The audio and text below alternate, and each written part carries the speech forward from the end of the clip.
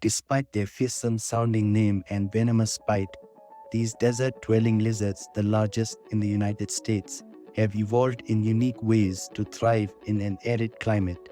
Native to the Sonoran Desert of the American Southwest and Mexico, the Gila monster might look and sound threatening, but to many, it's known for its status as the largest lizard and the only venomous lizard native to the United States.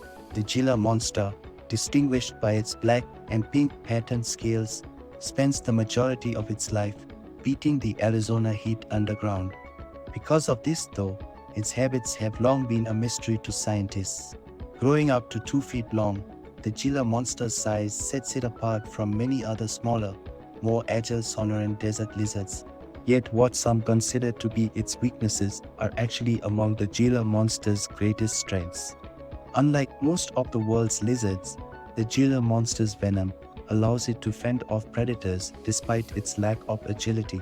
They've lived in the Sonoran Desert for millions of years, adapting over time to an increasingly arid environment and evolving to store water for survival in the hot, dry Arizona summers.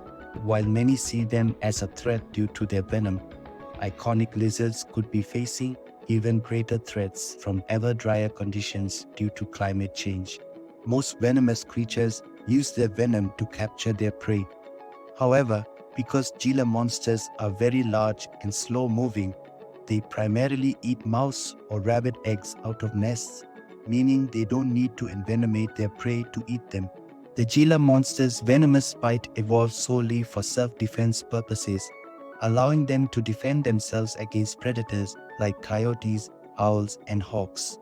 Because of this, they don't attack humans unprovoked. They use it whenever they feel threatened, but they never lunge at people. Indeed, Gila monster attacks on humans are extremely rare. A 2014 analysis found that 105 people contacted a US Poison Control Center about a Gila monster bite from 2000 to 2011. And while most of these cases required a trip to the emergency room, none of them were fatal. It's a bite that's extremely painful at the time of the bite. It's much more painful than like a rattlesnake bite, but it's not designed to kill. Unlike most other venomous animals, the Gila monster doesn't inject venom through hollow fangs. Instead, it produces its venom in venom glands in the lower jaw. It has large, grooved teeth that latch onto its prey and inject the venom.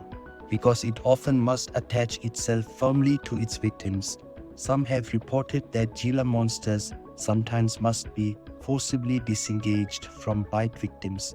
A Gila monster bite can cause excruciating pain for about 45 minutes following the incident, after which the pain typically begins to subside. However, its venom can also cause symptoms such as an elevated heart rate, making it extremely dangerous for people with underlying heart conditions. For some, however, the Gila monster's venom has proven life-saving rather than life-threatening. Its venom contains a key hormone called exendin-4, which coincidentally mirrors a type of glucose receptor found in humans. Research on this parallel led to the development of semaglutide, a chemical compound used today in popular diabetes and weight loss drugs like Ozempic and Wegovy. These groundbreaking discoveries do mean the Gila monster is at risk of being hunted for its venom though. In 1952, they became the first animal to ever receive legal protection in the United States. Today, most states have laws against not just hunting them, but also handling them and keeping them as pets. One of the main challenges of surviving in the Sonoran Desert is finding enough water to survive. As a forager, the Gila monster faces high rates of evaporative water loss. Most desert dwellers have evolved to survive on extremely limited amounts of water, but instead, the Gila monster stores water in its bladder, allowing it to remain hydrated through the arid summer months.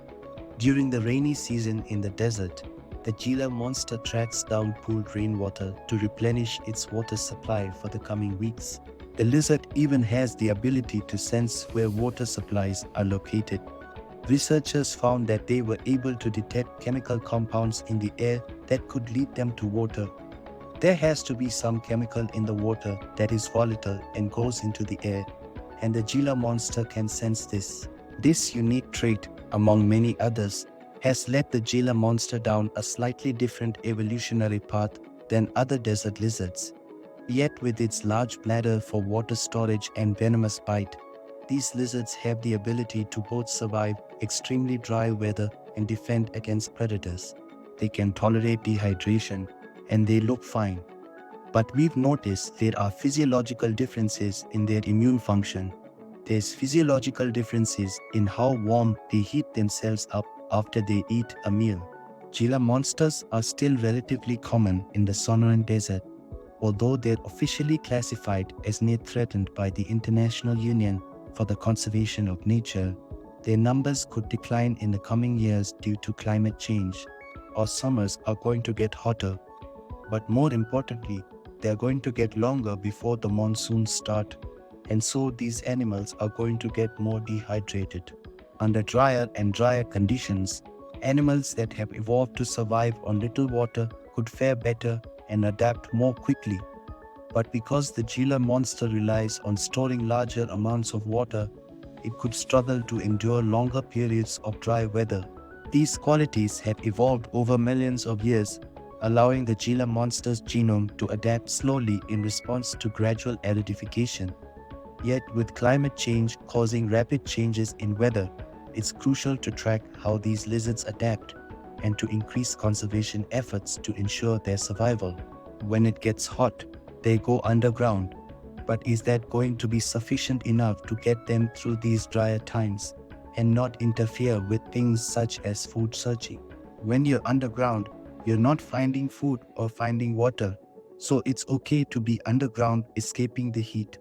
But at some point, you've got to get out there. Thank you for watching. If you've enjoyed our videos, subscribe to our channel for there's more to come.